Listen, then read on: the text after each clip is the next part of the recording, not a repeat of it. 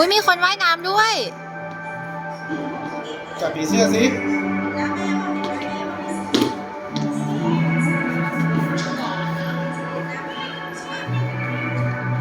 ไม่กลัวแล้วนะวันไม่กลัวแล้ว ไม่กลัวแสงนะ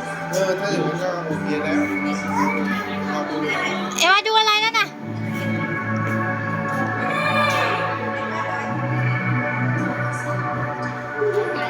รับไปเลยพี่ โอ้ยต้นไม้ผีเสื้อมาแล้วผีเสื้อมาแล้ว บินไปแล้วผีเสื้อมากมายใช่ รักโลกรักโลก